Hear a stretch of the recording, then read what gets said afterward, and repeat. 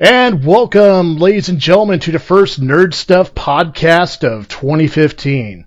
This is your host, ECW James, and today we kind of doing a special topic. Not going to beat around the bush about it. Going to be talking about horror movies. That's right, horror movies. Very nerdy stuff indeed. And it gets even nerdier because today I actually have a legit guest, believe it or not. And if you'd like to go ahead and introduce yourself. Hi, I'm apparently extremely nerdy. I'm James Sherwood. I do a show called Bad Creepypasta. Don't worry, I've never heard of it either. And I also am making a horror movie right now that's got people in it who've been in other things. It's a film. You've seen it. They put them on cameras. Sound. It's great. Yes, and we love films. We do, and that's why we're here to talk about them horror movies. It's going to be exciting, exhilarating. Don't pretend you don't have a slight boner. I'm thrilled. I'm thrilled to be here. Thank you very much. I honestly, I've said it before when we were talking about it. I honestly appreciate the fact you're taking time out of your day to, just to help me with this. Right, that's fine. Well, now that we're done sucking each other's dicks, shall we, Okay, checks in the mail. All right, well, let's go ahead and start off with talking about some of our first experiences with horror movies. Like, for example, with me, it was, I was a kid sneaking out of my bedroom in the middle of the night to watch, Saturday night horror cinema while my dad thought I was sleeping. And a lot of the... I think, we've all done that. We've all crept down the stairs at one point to watch a film we shouldn't have watched. Oh, yeah. And looking back, I was really dumb. Because I saw a lot of things I really shouldn't have seen. I was really young, like 7 or 8, and I'd only seen I think Jaws was the only sort of scary movie I'd ever seen, and I was being kind of complacent, and I was like, oh, how could a movie be scary? It's not real, it's pretend. And my mum, to teach me a lesson in arrogance, which clearly hasn't worked, to teach me a lesson in arrogance, showed me Poltergeist, which she thought, well, it's not that scary, but it'll be really scary to a 7-year-old, and well. Long story short, I didn't sleep for a week. Oh, but man. It opened up a world of imagination to me. From that moment where, it's kind of a cheesy effect, but where the branches kind of turn into arms. From that moment, it was like something in my mind split open, and I became less, stupid and more creative. And I was like, wow, things can be anything. Yeah, I mean... Trees can have arms. And it was just I think that was the moment where I became a filmmaker in my mind. I was like, yeah. It's great moments like that, that just bring out that inner creativity. Yeah. They spark something in you, Yeah. And as you get older and you get into making movies, I mean, I imagine not everybody who listens has made movies, but those of you who have made movies, those moments remind you of why you make movies. And if you're not a filmmaker, I expect they probably simply remind you of why you love movies. Mm-hmm. And another one for me, a moment like that made me realize this is why I want to be a filmmaker, was when I was a bit younger, before I'd actually started properly, was the shot in Candyman, where the painting of the Candyman with the mouth, yes, and Virginia Madsen crawls out of the mouth of the painting. Oh, that's such a good shot. That image, and I was like, that's why I want to make movies, because I want to show people things like that. That really was actually, looking back, I actually have more respect for that movie just because everything they went through during the making of it. It's a difficult picture to make, for sure. Oh, yeah, and one thing that I found out from a documentary about the making of Candyman is apparently a lot of the gang members that they had in the movie were real gang members from the neighborhood they were filming in. Yeah. They weren't actors. They were also their security. Which is a pretty intense thing to think about, isn't it? I mean, it must have been spooky for kind of the sort of Hollywood actors who had, been living the high life to kind of be there amongst these people. Yes. But I mean, that's kind of the point of the movie, though, isn't it? Well, not the whole point of it, but one of the aspects of the film is this, this scholar, this university, final, finally a master's student, whatever she is, going to this sort of slum where the real kind of lower working classes are living and experiencing life from that side of things. So it probably helped with the acting, to be honest. I believe it in a heartbeat. I mean, that's one thing I give a lot of credit to Clive Barker about, is he is really in touch with that, what's the word? Element. when it comes to a lot of his films. You know, he understands what it's like to be the outsider. You know, I think, and that's the thing. I think as well, one cannot ignore that he, you know, that's a guy from that sort of like, from a kind of English background who, you know, was an outsider, a homosexual, you know, somebody who probably at that time in history wouldn't have been as accepted as today. And I think that's probably how he was able. Plus, with his kind of imagination being so macabre, you can picture this guy as a younger person perhaps not fitting in, and I think that's why he's so able to find that right note. I mean, Hellraiser is a great movie for that. Oh, excellent movie. You know, every character in that's kind of a bit, you know, different and not really fitting in. I mean, Frank is the perfect kind of outsider, a guy whose kind of sexuality and hunger for more has kind of led him to the very depths of like excess and perversion. And you know, and I think there's a truth in that. There's an honesty that Clive Barker shows in Hellraiser that not a lot of other filmmakers at the time would have had the balls to show. Yeah, and honestly, it blows my mind the fact that the Cenobites in general they weren't the main focus of the movie. No, but you remember them though. That's what everyone remembers. Like, I was like, when me and my friends talk about it, and I bring up the fact that Frank was the bad guy of the movie, they were like, no, it was Pinhead. It's like, no, go back and watch the film. Yeah, have you seen Hellraiser? In fact, when they made the sequel, they brought Julia back because they wanted her to be the recurring villain. They wanted her to be the Freddy of the series. Oh, that would have been awesome. Audiences responded better to Doug Bradley's character, who wasn't called Pinhead at the time, but I think was officially called Pinhead either after the second or third movie. Yeah, I think it was the second one. He was actually listed as Pinhead. Yeah, whereas he's lead Cenobite in the first one, isn't he? Yeah. Going back to Candyman quickly, I just remembered, like, you were talking about the direction, and there's apparently Bernard Rose, like, hypnotized Virginia during the scenes where the Candyman, played by Tony Todd, was on the screen. Like, he actually would hypnotize her so she would go into a trance during those scenes. Yeah, and watching the movie again after knowing that, I was like, wow, that's really creepy. Yeah. It's a very powerful film. Yeah, I mean, just the fact that, you know, she's so dedicated to the part, she's willing to trust her director, or, he was the director, right? Yeah, I think Bernard Rose was a director, and Clive Barker wrote and produced it. Produced it, yes. That, you know, she was so willing to trust him that much. Yeah, and I certainly have not met, obviously I do, people who don't know my stuff, I do some acting as well. I've not met a director I would trust that much, and I've not got a close enough relationship with an actor that I think I could get away with that with. Yeah. You know, it's a pretty unique thing. Because, you know, there's a big difference between opening up with a friend and opening yourself up that much. Oh, yeah. Absolutely. I mean, you know, apples and oranges. Apples and oranges. And, of course, the guy's riding his moped down the street right by my window. Yeah. Of course.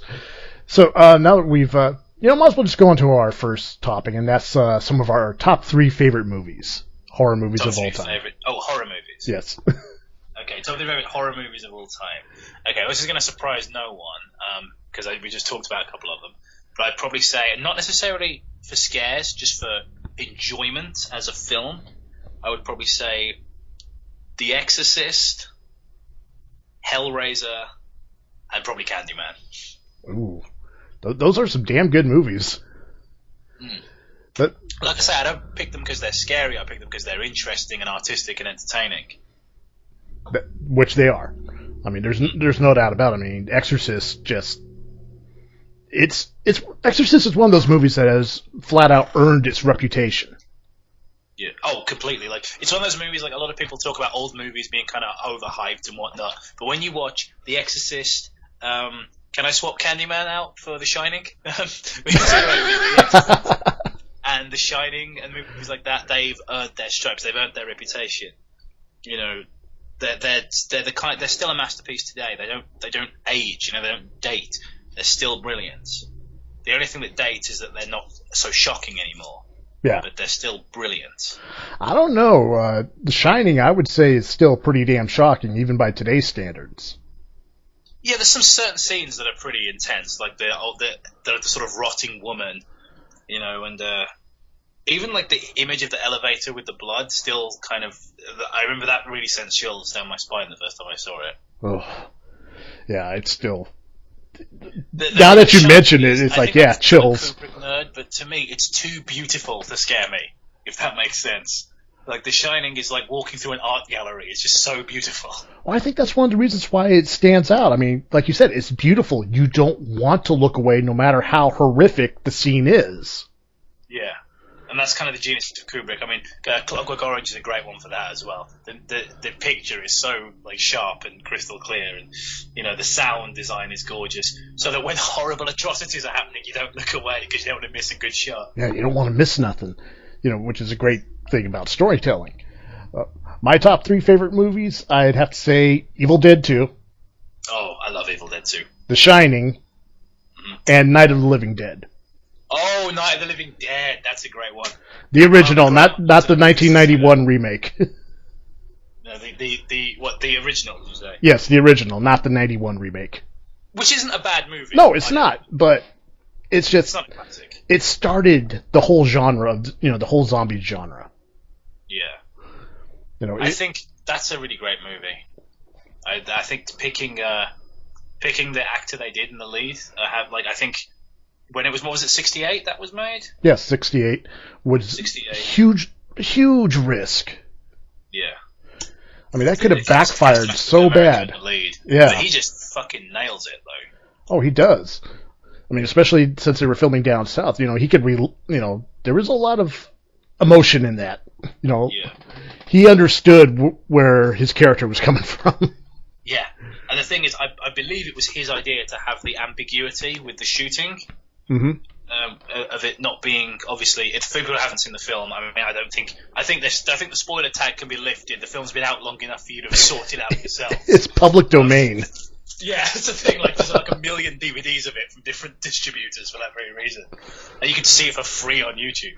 Oh. But, like, the shooting in the head, I know that I believe it was Dwayne. His surname escapes me, but the lead actor, I believe it was his idea to have the ambiguity of him being shot in the head, whether it was, did they think he was a zombie or did they just not care? And I think that ambiguity, rather than just making it, they did it because he was black, doing the ambiguity of it has made it feel so much more chilling and at the same time more kind of timeless. Yeah. Anyway, I'm talking over your favourite films. You talk about them, sorry. No, that's fine. That's why you're here. You're here to talk and have fun. The only thing I have to add to that is with my number 3 favorite movie, Evil Dead 2, I can't even tell you how many times I've seen the movie. Like, one point I remember back in my drinking days, I actually came up with a drinking game for Evil Dead 2. You take a shot every time Ash gets hit in the head. Wow. Yeah. I think just for the first half of the movie, before the other characters show up, you'd be so fucked. Well, considering the fact that there's at one point when the hand is possessed, he hits himself in the head of, I think it's 27 times. Yeah, because he slams himself in the head. He gets the plates. It's a brilliant film, a very visually creative film as well. That's why Sam Raimi is also one of my favorite directors. Yeah, actually, Sam Raimi is one of the people that inspired me to become a filmmaker. Like, I actually wrote my auteur study back in community college on him. Oh, really? Yeah, I really loved his stuff. He hadn't made as many films back then. Like Spider-Man 3 wasn't out, so he was still good. Well, Spider-Man 3, that was more the fucking studio. Yeah, forcing him to do like have a bunch of villains and everything. But I think, I like Evil Dead 2 a lot. I love the first Evil Dead as well, though. Like, I can't pick between the two. Like, the first one to me is obviously it's less of a comedy, it's more of a complete horror, which gives it a bit of an edge because I like horror films. Mm-hmm. So, and plus the first one, as well as being crazily visually creative, considering how little money they had. Like, some of the shots are just they still impress me. Some of the shots they do, like when the camera goes above the rafters and things like that, or when it goes upside down behind Ash's head and the right way around again, and all those different moments, or when they stick it inside the grandfather clock and the pendulum's ticking past the lens. And I just think moments like that are just so interesting. You see a lot of like music videos today that look like that, but back when they shot that in the late 70s, And obviously it didn't come out till the early 80s, but that's an indie film, they take a fucking long time to make. Especially back then. Yeah, back when they shot that, stuff like that just hadn't been done, and it was crazy violent as well. Like, there were people puking. I mean, it's hard to think now in 2015, but back when that movie came out in the early 80s, people were puking in the theater. Yeah, people were leaving the theaters because they were physically disgusted by the movie. Yeah. And the thing is, when you see the full uncut version, which even like here in England, for example, wasn't available on home video for years because like people just thought it was so violent. It was pulled through. It was pulled because of the Video Recordings Act, which was just about the most stupid Nazi thing that the English had done for a long time. Ooh, there's a word. There's a moment in the full uncut version, which was the one that would have been shown at cinemas, of course, right, where like a blunt axe hits the wrist of the possessed person they're chopping up, and it's just so graphic. Like, you would normally cut away, and they just don't. They just show it smacking into the wrist, and it's just like, what did I just look at? That is repulsive. Oh my god, I'm gonna have to watch that movie again now. Or the pencil into the ankle, of course, which I think is like the first gross out moment of the movie. Oh my god. Since we're talking about that, have you seen the remake? I have, yes. What are your thoughts on it? I didn't like it, if I'm honest. I thought it was too green, visually too green. Mm-hmm. It had that Matrix look to it, which is really dated now. Yeah. Everyone in it was too good looking. I didn't mind the plot. I thought the idea that they were going out there to get one of their mates to go cold turkey was an interesting idea, because then combining the whole possession with withdrawals thing was an interesting take on it. Mm-hmm. But there were so many artistic decisions that I just didn't agree with. Playing random sound clips from the original film, weird as fuck. Why would you do that? That was just a really strange thing to do. What was the next thing I was going to say? The amount of like jump scares. The fact that the first person who was possessed looked like J Horror, pale face, long black hair. Yeah. And every few minutes it was 3, 2, 1, bang. 3, 2, 1, bang. And it was just like, this isn't Paranormal Activity. This is The Evil Dead. This is better than that. Yeah, it's supposed to be better. Yeah, and there were things that worked about the movie. Like I say, I liked the plot. I thought it was nice and violent, like the gore. Again, like I probably sound like a bit sadistic because I've just been going on about the gore in the original as well. But the gore was very satisfying. It was nasty and sloppy and exactly what it needed to be. But the film just didn't come together, in my humble opinion. Well, I would have to agree with you on. I mean, I still enjoyed it, but would I watch it again? Probably not. No, I mean, CS, you probably enjoyed it more than I did. Well, I came away with mostly negative feelings towards it. I look at it like this: it wasn't a PG-13 horror movie, which was nice. Yeah, absolutely. It's in an era of, good God, scary movies, just like you mentioned, Paranormal Activity, crappy jump scares. It's just, So, actually, I would say the thing I will say positive about it is that I think if you'd never seen the original, you'd probably like it a lot. It felt more like it was not necessarily made to cater to fans of the original, but kind of a new generation. And I think younger people who haven't seen the original will probably enjoy it and maybe even find it quite scary. Yeah, and if anything, it would get them interested in seeing the original. Which is always a plus. Yes. So now that we've talked about our favorites, gotta talk about the other side of the coin. Alright, the ones that suck. The ones that suck. But before we get into the ones that suck, what is your least favorite genre of horror? This is gonna sound kind of contradictory in the sense that a couple of my favorite horror movies, I really like the Blair Witch Project, and though I don't like it because I find it repulsive, I really respect what they did with Cannibal Holocaust. I thought that was a really interesting, well-made, artistic film, but I can't sit through because it's too violent. Yeah. With the animal killings and shit, like I just think it's too exploitative. But I thought it was a very creative film. However, found footage, I think, is the laziest fucking way to make a horror movie. It's there's always some really contrived excuse as to why a person has a camera on them at all times, which never makes sense. It's like, I'm documenting this for a small documentary that's independent that I'm making, but I'm going to film me making breakfast. Yeah. Like, nobody would film this. And it's so lazy because it's so cheap to make. And you think, you know what? I've got no money to make a horror movie, but I'm still trying to make one that has, I don't know, dramatic angles, good music, you know, Yeah. like actual editing. But these found footage movies, they feel like something anyone could make. And it's just, the market's really saturated with them. So I can't stand them. How about you? What's your least favorite genre of horror movies? I would have to say without hesitation torture porn movies like Hostel. Yeah. I've not seen a lot of films in that genre, but I know just by reputation alone. So I can't judge, but I know of them. I mean, I know the whole point of horror movies is to, invoke a reaction in the viewer. Yeah. But it's, I don't know. It's it's lazy. In a way, because it's just a guy, like the Saw movies. The first Saw, I fucking love the first Saw movie. All the others, just kind of, like, they should have just stopped it with the first one, but, they can make money. It's a pain in the ass. Yeah, I mean, I've seen the first Saw, and I do like it. I think you're right about torture porn. Again, like, I don't know enough about it to fully say, but I would say, like, it has the same problem that found footage has, is that it's everywhere. It's pretty cheap to produce, and it's kind of lazy. Yeah. So let's go ahead and hear it. Your top 3 least favorite movies. Still in the horror genre, I assume? Yep. Okay. Top 3 least favorite movies in the horror genre. Okay. Paranormal Activity, any of them. Any of the Paranormal Activities.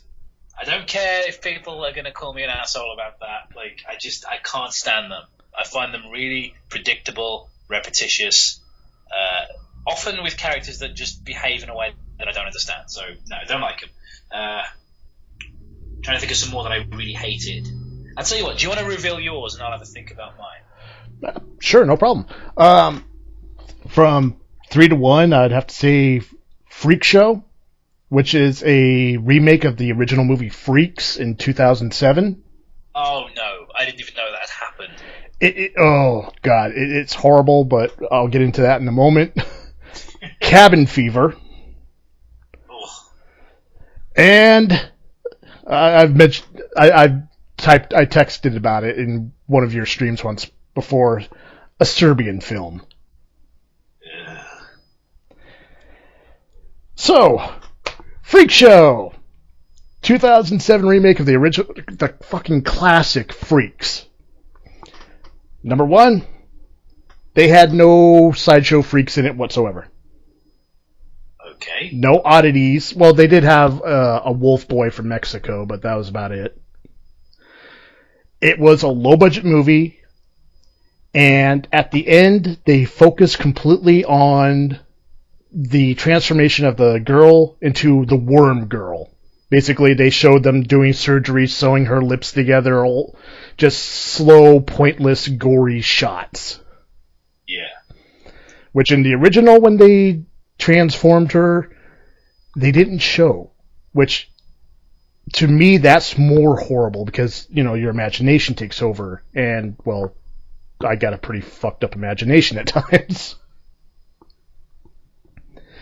And it was a movie just trying to cash in on the name of, this is a remake of the classic. Yeah. And it's again, laziness. It's bringing us back to that same word, laziness. Yeah, lazy. I mean, the real kicker was, it was even set in the 1920s. And yet, a lot of the carnival rides that were around looked, modern day. And all the bad guy characters were sitting around drinking beers in public. At the time the movie was released, Prohibition was going on, alcohol was not allowed. So it's just like, it's lazy. It's one of those things that you could literally find out by doing a Google search. Like, that's what amazes me about the laziness of these kind of movies. Like, they don't even bother to research anything.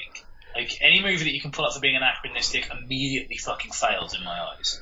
because there's no excuse anymore. In the days when it was all stored in libraries and everything, you would have to hire loads of researchers and everything, and you might make a mistake or two in a period film. But something so fucking glaring as that, when you could just look it up on Google. Yeah. It's like, for, what was the movie? Aliens. Remember how bumbling the Space Marines were? Yeah. Well, a lot of the producers were trying to say, it's like, well, no, we're making a commentary about, the military machine from the Vietnam era. Yeah. And it turns out the reality was they didn't bother hiring my mind is going blank. Advisor? Yes, military advisor. Yeah. Because, a lot of movies, they hire military advisors. Because, you want to portray them as accurate. Yeah, that's the thing. You don't want it to seem unrealistic. Yeah, and just the fact that these disciplined soldiers are just going around. Well, I don't need to listen to any orders. I think Aliens does get away with it though a little bit, just because of the whole Vietnam paradigm. It feels. I was gonna say paradigm. I completely misused that word, but the whole Vietnam comparison. Yeah. It kind of feels like that sort of weird clusterfuck where nobody really knows what's going on. Which it does. It's one of my favorite sci-fi / horror movies. Yeah, that's another podcast I should do at some point. Favorite sci-fi movies. Definitely do a sci-fi one. And I love so many horror movies. I keep thinking of more. When you asked me to name my favorites, I keep thinking of more now. That's the problem. Well, if you want to throw a couple more in, Well, I can tell you my least favorites. Okay. Paranormal Activity, I already mentioned. Right. By the way, I'm sorry, I've interrupted you. You haven't finished talking about your least favorites, haven't you? Still got 2 left. Oh, yes. Cabin Fever. I saw that for free. A buddy of mine took me to see it. And at the end, I was like, dude, you need to get your fucking money back. And then give it to me because I just lost an hour and a half of my life and I want it back. It's... Yeah, that is a fucking abysmal film. It is. And it's, I've recently, my roommate talked me into watching Cabin Fever 2, and I enjoyed it a hell of a lot more than the first one. Well, I haven't seen the second one because I hated the first one so much. It's actually not bad. If you forget about the first movie, it's even better. But I will admit there is one part of the first movie that did get me to laugh. Do you remember the racist old man at the country store? Not really. I mean, it's... Well, they stopped by this little country store, and I'm going to bleep this out. And, they walk in and they say, oh, what's the rifle for? And the old man goes, it's for niggers. Ah, yeah. No, I do remember, yeah. And at the very end, the black people go in there, and you're like, oh, God, something's going to happen. And then the old white guy's like, oh, what's up, my nigger? That is kind of funny, I guess. Yeah, that got me. That was a good chuck. That was like, okay, you got me on that one. God damn it, you got me. I think a lot of people they fuck up macabre comedy, and Eli Roth is one of those people. I remember there's a bit where a guy swallows his harmonica and chokes, and it's supposed to be funny, but it's just really unpleasant. I thought it was funny when the Three Stooges did it. Yes, yeah, because it fits that setting. But when you make something about a skin-eating virus. Your brain is in that place where seeing a person choke is horrifying. Yeah. Yeah. If you're watching the Three Stooges, you're watching it to laugh. Oh yeah, because a saw across the head isn't going to kill you in a Three Stooges movie. No, precisely. It's like a live action Tom and Jerry cartoon. You're just going to have some fun. Yeah. But a movie about like I say a skin-eating virus, it's supposed to be unpleasant. So when they try to mix comedy in with it, it just fucks up and you feel confused. And one thing that I really didn't understand is how come nobody tried to get out? Yeah, there was well, the van's fucked up. I guess we're just going to have to stay here till someone comes looking for us. So just staple of shitty movies, though. Yeah. And they write themselves into a corner and they go, yeah, it's fine, no one's going to ask questions. How stupid do you think your audience are? Well, we are talking about Eli Roth here. Yeah. Good actor, director. I don't think I've seen him in anything. Inglourious Bastards, he was in it. Oh, I've not seen it. And let's see, he did he directed a movie and kind of starred in the first half of it. It was called Aftershocks. And I don't think I've heard of that. yeah, it was a direct-to-video thing. Earthquake, third world nation, and as white Americans are trying to get out, it turns into a fucking Mad Max movie. Right. Because that's what happens, apparently. Why not? I'm not going to question it. Yeah. And number one most hated film. As a parent, I'd never seen the movie. I've read the synapse of it. I've watched the Red Band trailer. I am fucking disgusted by the movie. Yeah. I'm not one for censorship, but when I found out that countries were banning the movie, I was like, good. Yeah, the thing is, a movie like a Serbian film, it's not because you're morally appalled, like a Mary Whitehouse type. It's more just like you're just disappointed that people would make that. Yeah. It's just like you're glad that it's getting banned, not because you think it's filth, but just because you think people shouldn't have to sit through it. Right. It's like, I don't think it's going to corrupt people or it's going to turn them into maniacs. I'm just glad they won't have to watch it. Yeah, because the director, he was trying to say, there's one phrase that made, I don't like to use the word hate. I hate this movie because of one line: newborn porn. Yeah, there's no excuse to write a line like that in a movie. No, not at all. I get that, apparently there's some social commentary about how all the Serbian government fucks you from birth. I'm like, yeah, whatever. There's another way you could say that without being so repulsive. Without being so fucking literal about it. Yeah. And it's just, I would have respected the director more if he was like, no, I was just trying to shock people.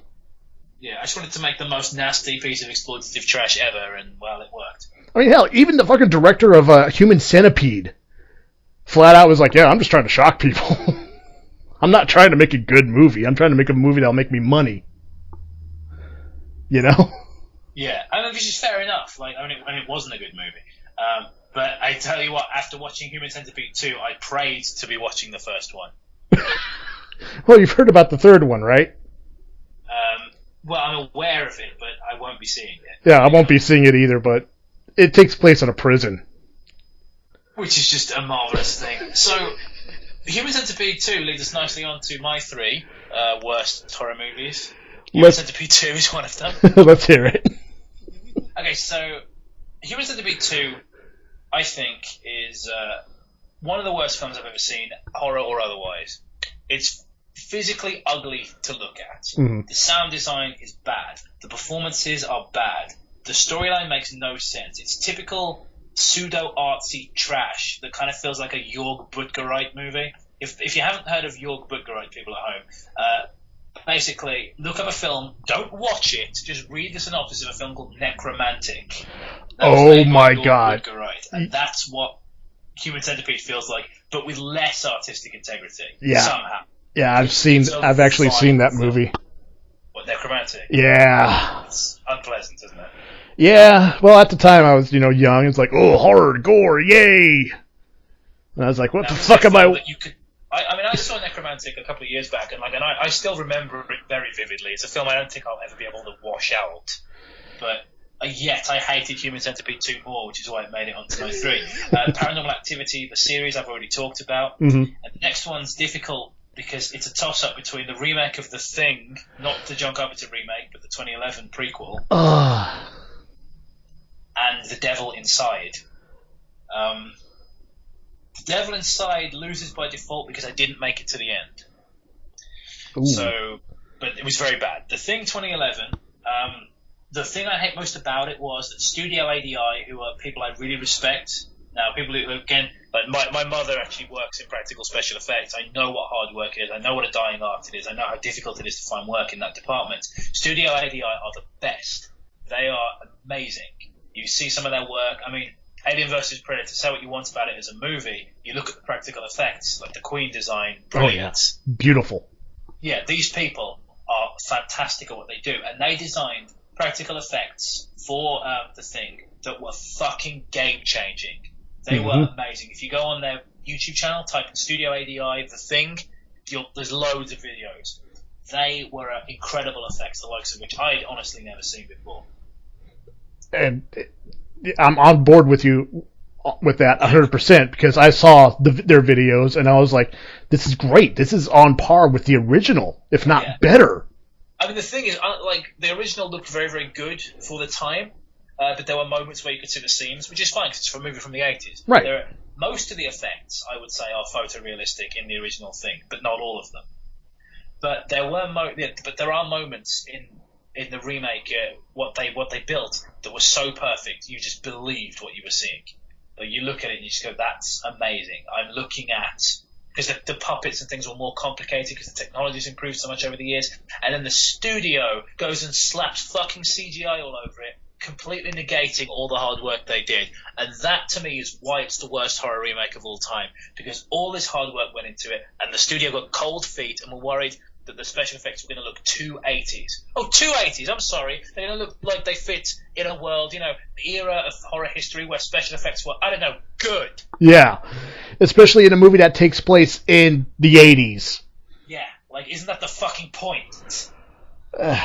I don't understand the mentality of studios sometimes. It's interesting because I actually, before doing this podcast, like about 20 minutes before we started, I was doing an interview for some radio station or other over Skype, and they asked me about, why do you always work with such a small team? And I was like, because I just could never work with like the whole system, the actual studio system of making movies. I could never do that because I don't get how they think. You'll come up with a brilliant creative idea and they'll shit all over it and give you something crap to make, and then not learn from that mistake, and do the same thing next time. Yeah, because like you said, it's a machine. Yeah. There's no originality within the studios anymore. They bring in all these directors from other countries because they had huge breakout films, and then it's like, okay, make this movie. Yeah. What's the point in hiring a filmmaker if all you're going to do with that filmmaker's work is tell them what movie to make next? Right.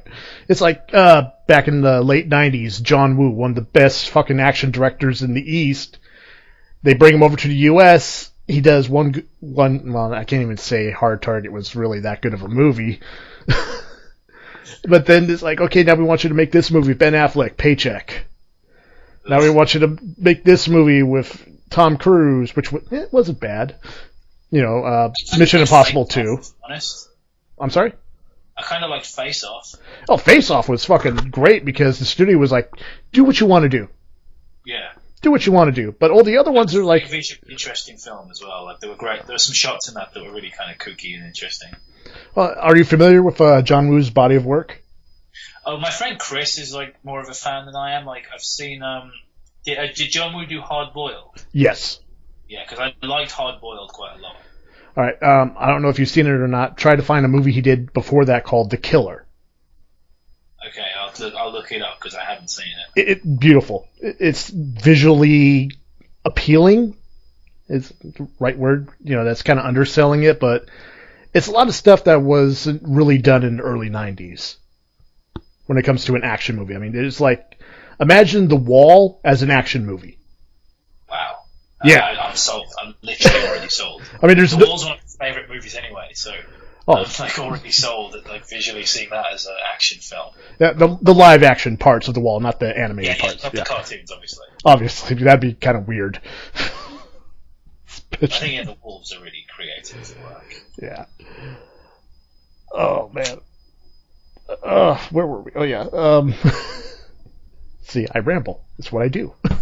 If I can make money doing this, I'd do this every day. That's why people listen. They tune in to hear you ramble. Someday when I'm a millionaire, get all this YouTube money everyone gets. Some point. Yeah, like speaking as a YouTube partner, there's really not that much money in it. Not yet, at least. Just throw some bacon on something and make PewDiePie noises, and. But we're not talking about that right now. No.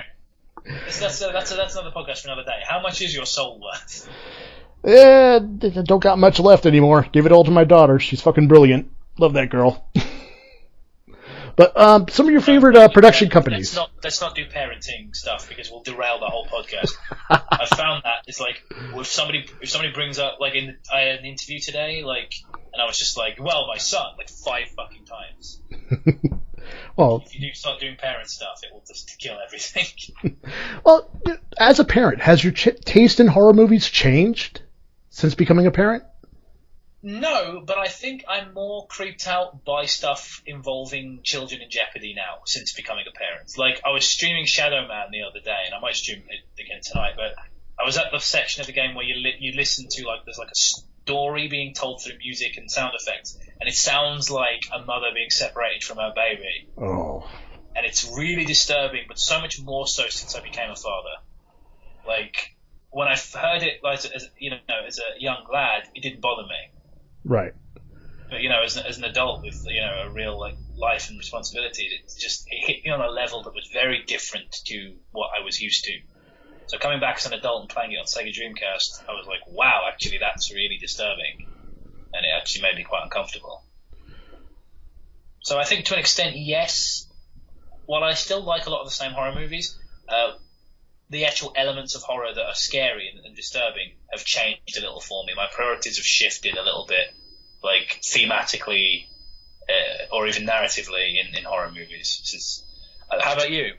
Definitely. I mean, beforehand, I could, watch some of the worst Asian horror movies, where they don't kill, they kill anybody and everybody. They don't care. Yeah. And now I get like, okay, let the kid get away. Let the kid get away. Yeah, every fucking time.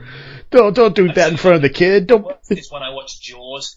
I still want the kid to get away. I've got that movie on Blu-ray times, and like, there are 2 victims that I always want to escape: the boy and Quint, Robert Shaw's character. Mm-hmm. Every time, I kid myself and go, maybe this time he'll be okay. Oh man, Quint. Now that's a character. He's a good character. I want him to live every time. Every time I watch it. I'm like, can't the shark just eat Hooper instead? Why can't the little Jewish guy die? I mean, I like Hooper, but, out of the 3, he's the one I'd be willing to sacrifice. I mean, he's the one that actually went down in the cage and still got away. The only reason he got away is because they couldn't get footage of when they had the real shark, which of course was a lot smaller than the fake one. They couldn't get footage of the dwarf inside because the shark destroyed the cage when he wasn't in it. Mm-hmm. So they had to rewrite it so that Richard Dreyfuss got out of the cage before the cage got smashed up. So he was supposed to die. Oh man, that movie was just plagued with problems the entire time. Which actually, you can't tell when you watch it though. No, creative editing. Plus, they worked around their problems. Today, it'd just be like, oh, just CGI.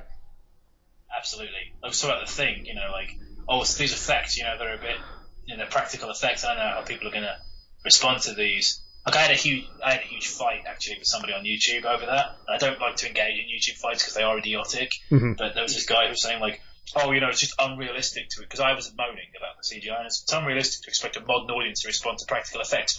Why is it unrealistic to expect that? Fucking explain why it's unrealistic to expect people to respond to effects that, I don't know, look real. Yeah. I mean, hell, one of my favorite directors... something, it's really there with them.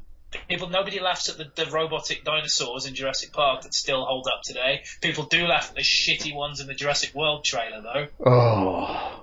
And yes, we will talk about that in a moment. We will talk about that. Brilliant. I'm excited. I want the venom from that. I want this venom in this podcast. That's why you invited me, isn't it? Just like, yes. Jacob Show, and he's fucking unhinged. Let's have him. Well, no. When I first heard your reactions, like, in your streams, you were like, no, we're not talking about it. It's like, ooh, we need... I'm going to push the button. I keep talking about Jurassic World. So what's the next topic? Anyway, I think we've exhausted what we were talking about. So. Favorite studios growing up. Favorite studios growing up. Okay. I was kind of the Universal Monsters kid. Well, I was in kind of an extent. I would have to say, this might surprise you, but Hammer Films. Doesn't surprise me at all. A lot of my friends were into Hammer. I've always been Universal.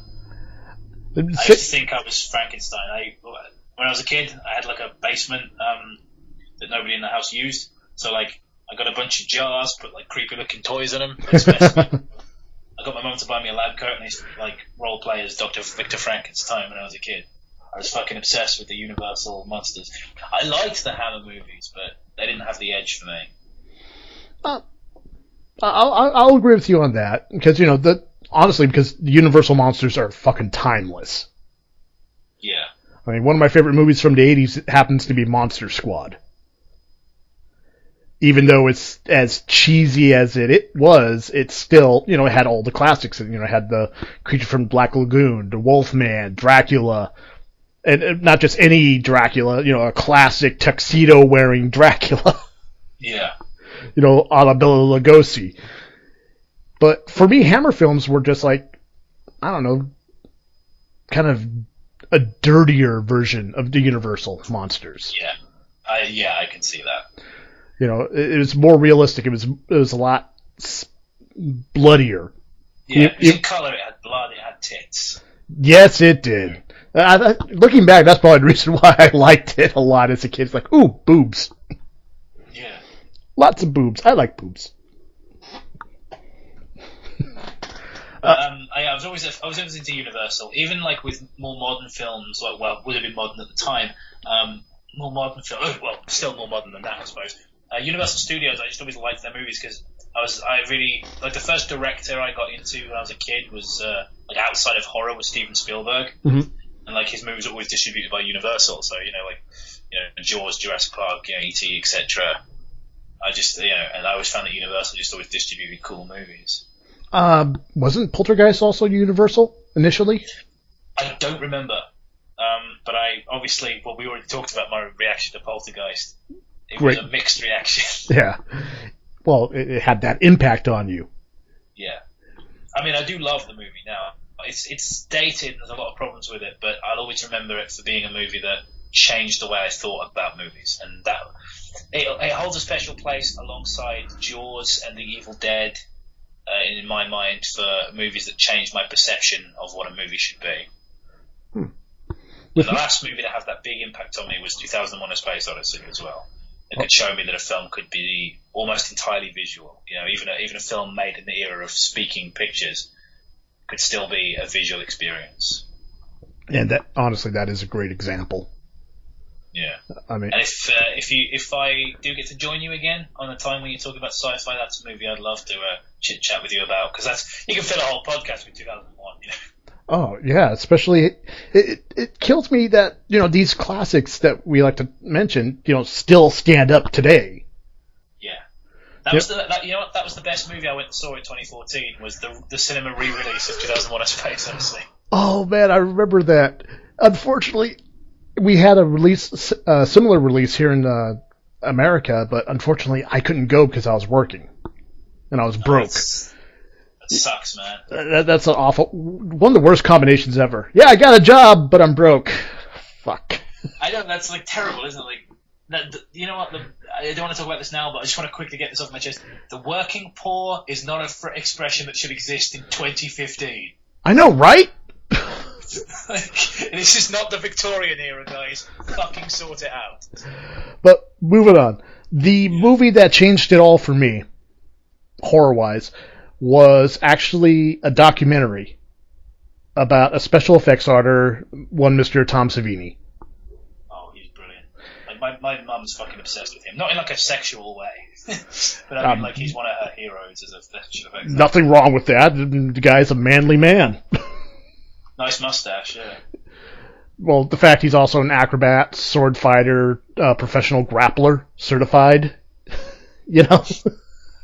And he was in the war, of course. Yeah, he was a photographer. Automatically awards you manly points if you've been in the war zone. Yeah. It shouldn't, but it does. It does. Much respect. Much respect. Oh yeah, and you serve your country, yeah. And plus the fact he slit his own wrist open one time on set just to see what it would look like for an effect. Yeah. I mean, that's a level of dedication I can't even fathom. No, I wouldn't fucking do that. And I used to be a pro wrestler too. And I'm like, wait, you want me to do what? No, I ain't doing that. Fuck that. We'll do this. And he's just like, slice. Ah, okay. Where's the duct tape? I mean, after seeing... Tell me about this documentary, anyway. Yes, it was basically talking about his history all the way up through the 70s, 80s, and early 90s. And it was just him, his wife, his kid, just all the movies he worked on, a lot of his secrets. Like, I didn't know he was a director also. And after seeing that, my perspective about the whole horror franchise was less of, ooh, gore, gore, gore. It was like, okay, that's really cool now that I have an idea of how they did that. Once I, got that look behind the curtain, I just got it built more of a respect for it. If that makes sense. No, I agree. It's like a magic trick, isn't it? Someone we talked about earlier, Sam Raimi, obviously the guy who made Evil Dead, apparently, like in his younger years before becoming a filmmaker, was a magician, and to me that is a perfect combination, and that's what Tom Savini brings. It's an element of a magic trick. It's an illusion because you find yourself genuinely going, how the hell did they do that? Right. And only the great special effects artists can make you think like that. Tom Savini, Rick Baker, Stan Winston. These are the people that make you go, wow. What the hell did I just see, and how did they pull that off? Yeah, how the hell did they do that? Well, like I told my kid, practice, a lot of practice. Yeah, hard work is how they fucking did it. Hard work, ingenuity, creativity. Stuff everyone's born with it. You just gotta learn how to harness it. And speaking of harnessing, you mentioned before you're making a movie right now. And if you want, feel free to talk about it. Well, okay, thanks very much. Thanks for giving me the opportunity. I guess it's relevant because it's a horror movie. Yeah. It's based on, people who don't know me, I do a web series called Bad Creepypasta. We make fun of creepypastas, which are online horror stories. And basically, I'm a bit of an aficionado of creepypastas, and I read one that I liked that my friend and co-host Toby Mitchell showed to me called Ben Drowned. It was about a haunted game cartridge. Now, as goofy as that sounds, it was actually a very interesting story. And a lot of that had to do with the fact they chose Majora's Mask to be the game, which is a very creative and unique game anyway. And I wanted to make a movie about, isolated island town, because I live on the coast, and there's this cold wind that comes in off the sea that just makes you feel very kind of lonely and isolated, and it's not a pleasant feeling anytime it touches you, and it comes in from the sea, and even in early spring, it comes in and it's like an ice on the spine kind of feeling. And I thought, how do I make that into a movie? I want to make a movie just about that feeling. And I didn't have a story. And when Toby showed me that short story, I was like, that's it. That's the film to tell. That's the story to tell, with this mood. So we made a really surreal film, actually, because we expanded on the sort of murder mystery aspect of the boy whose ghost is apparently inhabiting this game cartridge, but it's not about a haunted game cartridge in the same way that Ring isn't necessarily about a haunted videotape, Right. It's just that's an element, that's the catalyst. So we make a film that's very surreal. It's almost like the only way I can describe it is it's got very modern dialogue where people talk like real people, and there's a lot of comedy, but there's a very surreal, dark David Lynch kind of atmosphere. In fact, somebody who watched the YouTube teaser of it, that I think was just called Darkland Ben Drowned Cold Wind, I think was the name of the teaser, and somebody said that it had a Kubrick feel to it because it was very cold and disconnected, and that was kind of the mood. And there's a lot of scenes that are just strange, really fucking strange when you watch it. And it's been really fun. It's been a hell of an experience to make a scary movie because I've grown up as a horror fan, as you know, and making a horror movie myself was obviously I'd done Abyssus, which was like a fun little side project with gore and stuff, but making like a real horror movie that took you to places, those strange dream like places, where you have that bad nightmare you can't quite shake. Yeah. And that was the mood I wanted to make for this, and the best horror movies do that. And I hope that I can this is my first feature film, and I hope that I can go some way to achieving that with such a very small amount of crew and everything, and such a low budget. I hope that there's a way we can recreate that feeling one gets when you have such a bad nightmare. And it goes right back to Poltergeist, the tree with the arms. It's the same feeling. Well, I'm not gonna lie. When I found out you were doing this, I watched the trailer, and I'm honestly very excited for this project because, like you mentioned, Ben Drowned is also, it's not in my top 3, but it's in my top 10 of favorite creepypastas. Because it didn't do this shit you always complain about. Yeah. You know what? Fuck it. You know, we'll throw this onto it. It's not a movie, but, you know, it kind of falls into the horror genre because basically the only thing a horror movie is a scary, you know, it's a campfire tale. Yeah. It's a morality tale. You know, what is, you know, some of your favorite creepypastas? Well, obviously I like Ben Drowned. Of course, I wouldn't be making a movie out of it. But I do have to say that we do divert quite a lot from it. We keep all the main plot elements in, but there's a lot of our own unique stuff in there. So please don't expect... if you want the story, read the story, basically. This is our interpretation. But I love Ben Drowned. Candle Cove is probably my favourite. If anyone hasn't read Candle Cove, that's about a bunch of forum posts talking about an obscure TV show that a lot of people remember. That was like a children's TV show. Mm-hmm. And but there's like a dark secret buried in there that kind of, as the forum posts get weirder and weirder, it's a very interesting story. And it, like you were saying, campfire story, it feels like a campfire story because it has that kick ending. Yeah. Which, as I've mentioned on my videos, where it's like the call was coming from inside the house. It's that kind of ending where you go, oh shit, you feel kind of cold afterwards. Yeah, the whole, they look up and the meat hook is hanging off the rear view mirror type thing. Yeah, absolutely. That's the feeling that Candle Cove gives you. And I like the Russian sleep experiment. I don't love the ending. I don't want to spoil the ending, but I think the ending cops out of it. But I liked the cold clinical atmosphere of it. Mm-hmm. You know, this idea of like, we've got a bunch of political prisoners and we're going to pump in a bunch of stimulant gas so they can't sleep and see what happens. It's a very dark and cynical thing to do, and you can imagine, you know, the Soviets doing that. Oh, easily, especially around that time period.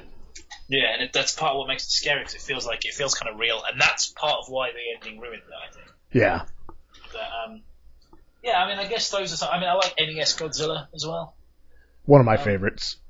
Again, like Ben Drowned, it's a spooky computer game, which I guess sounds silly if you're not familiar with creepypasta, but I would thoroughly recommend these stories. Yeah. And maybe Funny Mouth as well. I like Funny Mouth. Oh, Funny Mouth, yes. I forgot about that one. Yeah, that's one I often forget, but it is creepy as all hell. It's just about a guy on a chat server who ends up in a conversation with this really weird person, and he starts having like bad dreams and stuff. It's a very scary story. My friend Zoe told me that she kept looking behind her shoulder when she was reading that. Damn, that's good. It definitely gives you that feeling. How about you? What are your favourite? Definitely Russian Sleep Experiment, Godzilla NES, and like I said, I like Ben Drowned, but it's not in my top 3. I would have to say Candle Cove. Yeah. Oh, no. There was one. Oh, I can't remember the name of it. It was the creepypasta about the Muslim girl growing up. And doesn't sound familiar. Now when she was over in Iran, and she would watch this TV show. It was basically a morality TV show. You know, children behave, this, that, and the other. Always listen to your parents. And at the end of the show, it'd always do this slow zoom in of this door, this large, you know, cell door where you couldn't see inside, but you would hear children crying inside. That's creepy. And, you know, she grows up, moves to America, then comes back, you know, she's visiting her grandmother or something, and she finds the studio where the show was produced, and it's all bombed out and everything. So she's exploring, and she finds the room, the door. She goes inside, and it's, you know, just there's no windows, no source of light, nothing. And as she walks inside, she steps on a small bone. Oh, God. And she realizes there's more bones in the room. And that's where the story ends. Yeah. So it was real, like the filming of the door and the noise behind it was diegetic sound. It was really there. Yeah, that's creepy. Yeah, I like that. It's creepy. I mean, literally, when she was like, I look down, I shine my flashlight, and I see a small skull staring up at me. I was like, oh. Yeah, that's another thing that, like, I think if you're a parent, is creepier than if you're not. Yeah, just. That was a really good. I wish I could remember the name for it. I'll have to look it up later. And of course, since we talked about the good stuff, gotta talk about the crap. Do you want to start us off on this one? Because I think once I get started, I won't stop when we talk about the bad ones. So. Okay, actually, I do have an honorable mention for one of my top 3 favorite, only because it's a troll pasta and you're involved with it. And, well, not because you're involved with it. Jeff the Killer Hyper British Edition. Yeah. That had me... I enjoyed that. That was a good one. That was Captain Wuggins, I think, wrote that. It's a fan story. I was laughing so hard, I almost pissed my pants. I liked it a lot. I think I probably preferred the Ultimate Pasta. The Ultimate Which is another one, but Jeff the Killer Hyper British Edition will always have a special place in my heart because it was our first ever fan fiction that was sent to us. So that was the first thing anyone said to us that made us feel like celebrities. It was great because, you guys just had fun with it. Yeah. With the silly voices and everything, it just made it that much better. It was classic, it was good. All right. Least favorites, without mentioning the obvious one, Squidward Suicide. Ugh. Pointless. Sonic. .exe. All of them. And the Tails doll. Just stupid. Yeah, that's the perfect word to describe it. Stupid. Just pants on head stupid. I'm going to say this before you run down the reasons you chose those ones. I just want to say this to anyone that's listening, and I do not speak for this podcast. I'm simply speaking from my own opinion, not the opinion of the podcast. But if you find Tails doll scary, you are stupid. Agreed. Fair enough then. Okay. All right. Yeah, that's idiotic. Like I mentioned it before. My daughter, she's the one that got me into creepypastas, and even she thinks those are the dumbest stuff ever. And she's 13. Yeah, like if a 13-year-old thinks it's like really immature and stupid, it's probably immature and stupid. Yeah, I mean it's sad. It's a sad, sad world. But Squidward Suicide, just none of it makes any sense. How would an intern be able to watch an episode before it comes out? An unpaid, hey you, get me coffee. Hey you, take this over there. Hey you, do this. A mindless... Is to guard this folder. Yes. That's what a fucking intern does. It's... Hey, what's your name? Snap, snaps. Come here. Take this to the FedEx truck outside before it leaves. But it's leaving now. Well, you better run. Put it this way, we've got some interns on Darkland. That's a really independent production. Most of whom haven't even seen the script.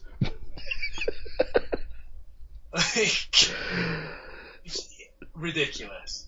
And plus the fact it was like hyper realistic. Red eyes. The wrong context as well. Yeah. Hyper realistic. It's moving and behind screen, and therefore does not, it's not accurate portrayal of what hyperrealism is as an artistic movement. But hey ho, the words sound creepy apparently.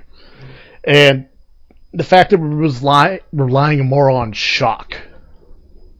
Yeah.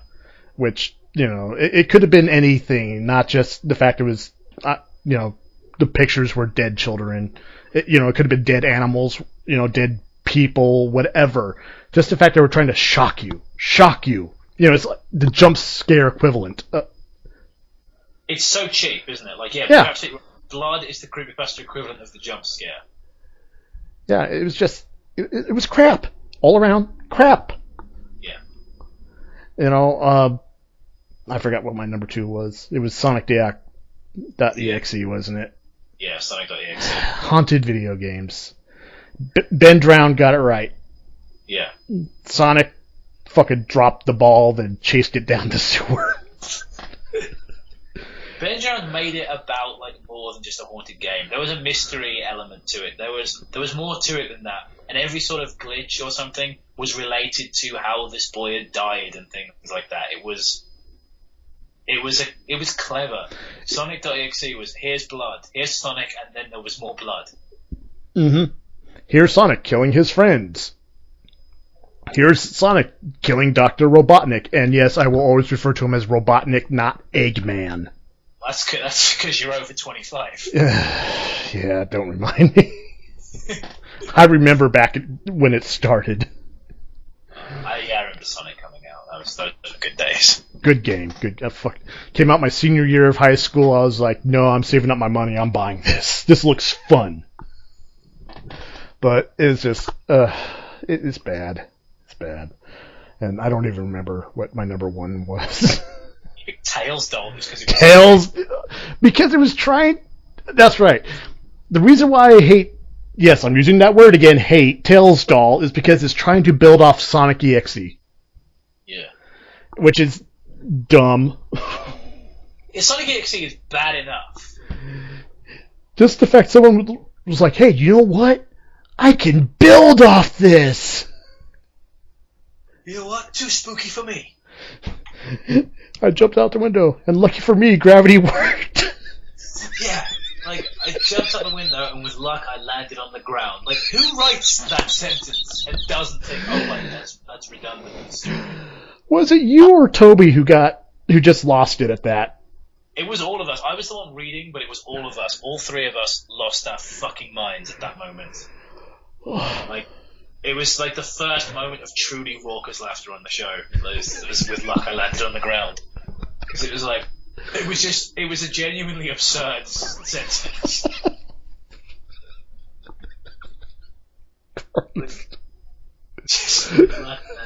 So I guess my worst ones are Jeff the Killer. Yeah. Sonic EXE Round 2. Oh. And, I don't know, Blood Whistle. And Jeff the Killer is unbelievably popular. Like, and I swear most of those people haven't even read the story. But the thing that bothers me with Jeff the Killer is you've got this ridiculous fish face picture that somehow people have turned into a sex symbol. The fan base has turned into a sex symbol. It's about an OP Mary Sue 13-year-old boy who, you know, has the powers of a god, apparently. Mm-hmm. Has the stupidest origin story ever, where it's just like, oh, we went to a party and then a thing of bleach, actual quote from the story, thing of bleach fell on him, and then he got set on fire, even though fucking bleach is not flammable. And he just, it's like, oh, you're covered in bleach and vodka. Bleach is 80% water. You burn, fucking idiots. It's watered down so it doesn't hurt you. That's why it's like, oh, well, it's industrial strength bleach. He's at a party. It's in someone's bathroom. Why would there be industrial strength bleach there? And industrial strength bleach still would set on fucking fire. Yes, give in to the hate. And Sonic EXE 2 is just like, it's like they went, oh, you remember everything that was bad about Sonic EXE? Well, let's not make those mistakes again. Okay, that's good. Let's make all new ones that are worse. Let's write like a diary that has loads of like spelling mistakes, things in it, and where the detective is like, "Oh my God, ... Chelsea ... I have to go." Like writing that in his diary at a moment of urgency, tracking down some sinister cult who are killing people, but not really because they're just pulling their souls out, even though they've had autopsies done on them, but they're apparently alive. I'm like, well, the cause of death is when we removed all his fucking organs because it was an autopsy.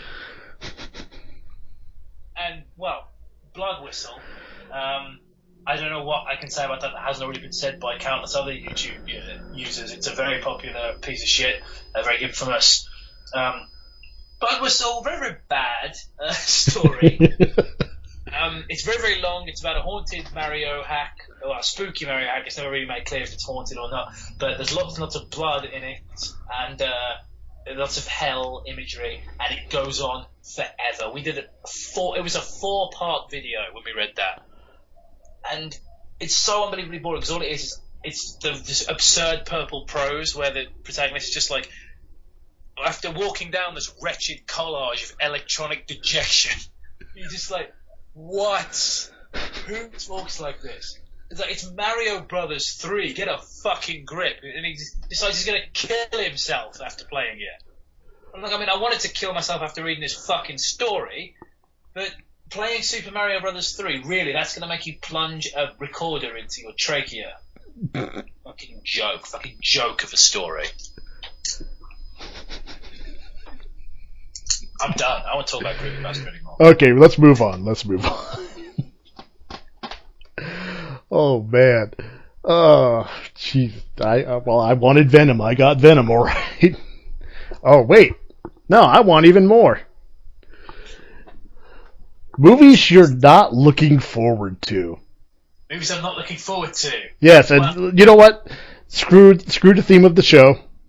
Let's just call this the Jurassic World segment, shall we? Yes, let's. This will probably be its own chapter.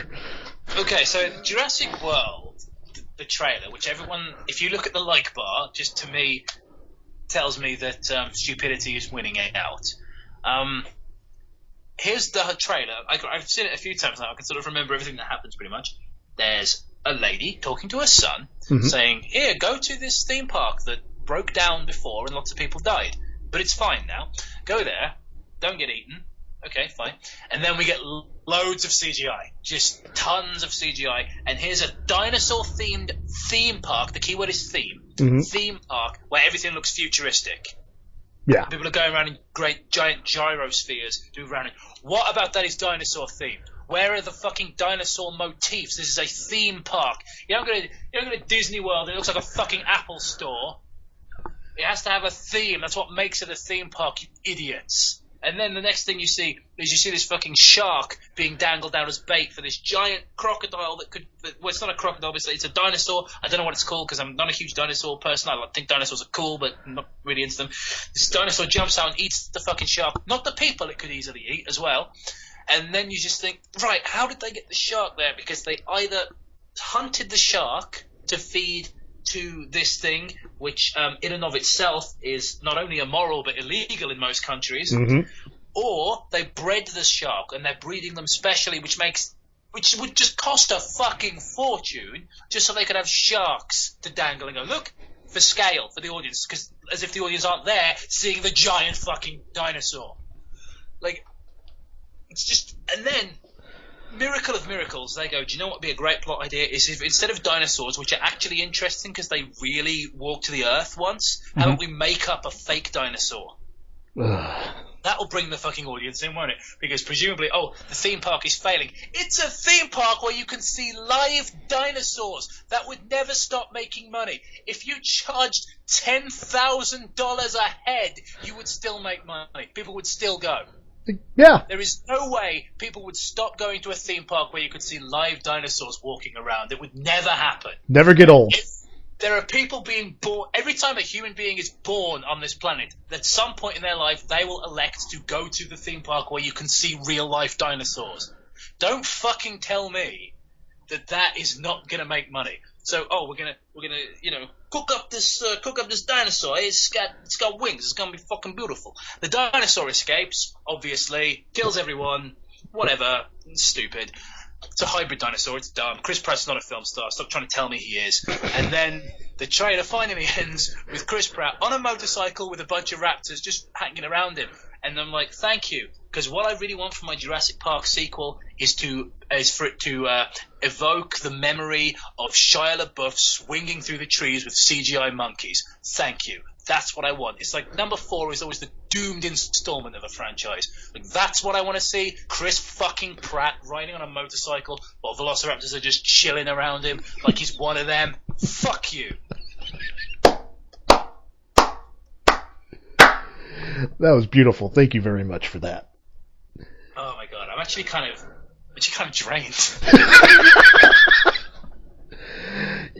Yeah, the sad part is I was just as nostalgia, just for nostalgia, because I fucking loved the original.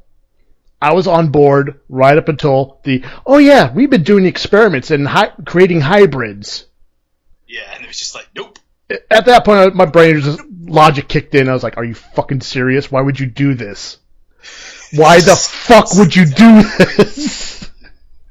Like, there's even a line in the trailer where Chris Pratt goes, "You made a new dinosaur? Probably not a good idea." And I'm like, yeah, should that not have been brought up at the script meeting? Or just her fucking boss? Yeah, just like, you made a new dinosaur. Yeah, that's a terrible idea. It's going to kill everyone. You're fired. That's like, our script would be really boring because Jurassic World, it would just go off without a hitch. It would just be about a bunch of people visiting the theme park and having a good time. But no, it's got to be a fucking, dinosaur version of Westworld. I don't get, like, the hybrid dinosaur idea. CG. Yeah, all the CG. It just... Because that's what everyone remembers from the first one, all the CG, right? Except there were very few CG shots in the whole movie. There was only 20 CG shots in the whole movie. Which, was... God, that reminds me of something I was going to mention earlier. One of my favorite directors, Guillermo del Toro. Yeah. Oh, he's brilliant. He uses CG to cover up the mistakes in the practical effects. Yeah. The way it should be fucking done. Yeah, I mean, I'm okay with that if the practical effect really didn't work. When it's like the Thing prequel and you just decide to put it on over perfectly good effects, that's unacceptable. But when the practical effect is just a little shitty and you need to cover it up, like the frog in Pan's Labyrinth, like, fair enough. Like the toad, whatever it was, the giant kind of frog toad, whatever, with the big tongue. I understand they had a puppet of that and it looked stupid, so they CGI'd it in the end. Right. Or just adding a little bit extra to an effect. That's fine as well. Like, just Blade 2. Great example. The fucking jowl effect for the Reapers. Yeah. That's good CG. Because they were like, okay, let's take our time and do this layer by layer by layer. Yeah. Not just, okay, here's the thing and slap some color on it, done. I'll tell you what, I love me some Blade 2. Yeah, a lot of people don't like it. It's my favorite in the series. Yeah. Blade 1 was okay. Blade 2, fucking awesome because, number one, it was a horror movie. Yeah, that's what a vampire film should be. Scary. Yeah. And plus the hero got his ass handed to him at the end. Yeah, again, like, your hero's got to be vulnerable. Yeah. You can't be Superman. That's why Superman films are never compelling. Because, what's going to happen? Lex Luthor is going to put kryptonite on him. And then what? It's like Superman Returns kind of spoiled that when I saw that he could lift an island made of kryptonite. God, that's so fucking stupid. Fucking stupid! That was a terrible movie. That's one of those movies I'm sick of fanboys defending to me. I'm like, stop it. Defend the kryptonite islands to me. Yeah, a whole island, kryptonite crystal hybrid. And he's just carrying it around. I'll just float this up in the air. Bullshit. A little piece. He gets shanked in the back with a little piece of kryptonite, almost dies. Yeah. But I'll tell you what, Blade 2, gotta say, best one in the series in my opinion. Mm-hmm. It's darker. My only criticism with it is that you've got a movie that's got Wesley Snipes and Luke Goss in it, right? Mm-hmm. And Donnie Yen is in that movie, and he doesn't fucking fight either. Oh my god, that pissed me off so much. Fucking Snowman got killed off camera. You're like, why the hell would you bring Donnie Yen into this movie and not have him do any kung fu? He's one of the best martial artists in the world. And Wesley Snipes is in this movie. Why doesn't he fight Donnie Yen? Or just have a fucking three-way fight. I love me some martial arts movies. And like the first fight against Nomak, when like Luke Goss is all like fucked up and he's just like, "Are you my friend or my enemy?" Like him and Donnie Yen should have, Wesley Snipes and Donnie Yen should have fought him. Oh, that would have been beautiful. Like the last fight in the Raid, where it's like one guy against two guys. It should have just been like that. I love Raid. The Raid is a fucking brilliant movie. I love Raid 2. I have a copy of it, but it's got no subtitles, so I have no idea what the fuck's going on, but I still watched it. Yeah, who cares? That was one of my criticisms of the Raid 2, was there was too much of a plot. I'm like, I literally don't care. Just kung fu, please. Yeah, just you two, fight, go. Yeah, just you incredibly tough people kill each other. Just beat the shit out of each other. Going back to the point of like the question you asked, another film I'm not looking forward to is, and like people again are going to hate on me for this, Star Wars. I'm not going to go see it. It's not that I'm not looking forward to it in a like hateful way, like with Jurassic World, because I'm a huge Jurassic Park fan. Yeah. But I lost my interest in Star Wars a long time ago, and I'm not saying it should die just for me because I'm so selfish that other people shouldn't get to enjoy movies because I'm sick of hearing of them. But I am sick of Star Wars. Like, it's been bad for a very, very long time. Yeah, I agree with you on that. Considering Phantom Menace came out in 1999? Yeah. Yeah, that was a terrible movie. There hasn't been a good Star Wars film since then. Like, I just have no interest in Star Wars anymore. It's not for me anymore. You're right. It's not for the people that grew up watching those episode 4, 5, and 6. Yeah. Or as I call them, 1, 2, and 3. Yeah, exactly. I'd like to acknowledge the prequels. Yeah, they're not even that good. A lot of the effects and stuff, the fights were cool, but that's it. Yeah, but the problem with a cool fight, and this is going to kind of negate what I just said about the raid, like me not caring about the story. But in all honesty, when it comes to actual real storytelling, the thing with a good fight is what makes a fight good is what's at stake. It's all well and now. For example, some of the fights in the original trilogy of Star Wars are not that great, but when you put that context of what's at stake in those fights, you're invested in the fight. Right. You're invested. You care about who wins, and that way you care about every strike. Whereas you can have these crazy over choreographed are essentially dance sequences in the prequels, but because you don't care about anyone or anything that's happening, it's just like, yep, stuff. Here's some stuff. Yeah, they were pretty. There was no sense of urgency. Like you said, nothing felt at risk. If you looking at the raid is a great example. Main characters in that movie were getting killed off left and right. Yeah. There was that sense of urgency. There was that risk. Is he going to make it? Yeah. You have to say the fighting was so realistic in that movie that it was brutal. Yeah, like you hear the bones crack and everything, and you feel like at any moment someone that's one of the main characters is going to die. And they do. Like several, as you say, several of the main cast are killed, and you just think there's a lot at stake here for this rookie who's not even supposed to be in that building. He's supposed to be waiting outside. What's going to happen? Yeah, is he going to make it? Is he going to get back to his wife? Yeah, it's a good movie. Damn good movie. If you haven't seen it, go watch it. Doesn't matter if it's dubbed, subtitles. Do yourself a favor and watch it. Yeah. Period. The end. So what movie? Was that a fucking George Wood reference by any chance? Maybe. Period. The end. Maybe. I don't know. Maybe unintentional. Right. But so. Anyway, what films are you not looking forward to? This year's installment of Paranormal Activity. Oh well, yeah. That's a given. I won't be going to see it. Not like I'm. See, I'm on the fence with the new Star Wars movie myself, simply because I that brings up a lot of memories. Me and my dad, we always went out of our way to watch a Star Wars movie. Matter of fact, I remember he pulled me out of school the day Empire Strikes Back came out, so we could go watch it together. There's that nostalgia. Plus, I love the fact that the movie looks dirty, unlike the those prequels. Yeah, definitely. But I'm not going to go see it. It looks more like a film series. Yeah, it looks like it should be, like the other ones did. But I'm not going to go see it in theaters. I'll go, I'll probably see it when it comes out on video. In one way or another, Jurassic Park could, fuck off.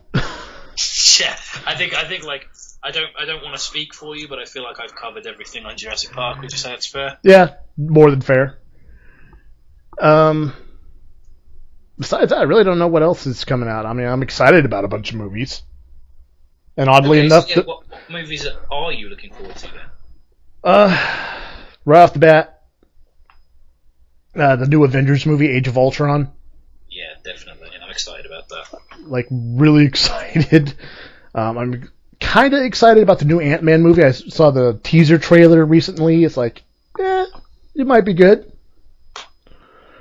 I wouldn't say I'm excited, but I'm interested. Yeah, because it's a teaser trailer. You don't really see much. A lot of the effects that were featured aren't polished. You know, it's just like, hey, this is what we're doing. So, uh-oh. No, it's okay. So, and oddly enough, a lot of comic book movies that are coming out this year, I'm really excited to see. Like, I'm probably one of the few people that actually want to see the new Batman v Superman movie. I don't, because of two words. Do you know what those two words are? Yes, it's the director, Zack Snyder. Ben Affleck. Zack Snyder. I really like Ben Affleck. It's Zack Snyder. I just don't think he can direct. I don't think he's ever made a good film. I'm not saying he's incapable of making a good film. No, wait. I'm saying exactly that. I'm most excited about Hot Tub Time Machine 2. Oh, fuck that movie. Yeah, I'm joking. I tell you what, there's a couple of movies I've forgotten were coming out that I think are going to suck major wiener. Like Terminator Genisys, for example. I like the idea of that movie. Them sending a T-100 further back in time to protect her as a child. Yeah. That's logical. That makes sense. Just they should have done it a few years sooner. Trailer is pretty bad though. Yeah, it is. Not gonna lie. I'll be back. Where you going? Jumps into a fucking helicopter.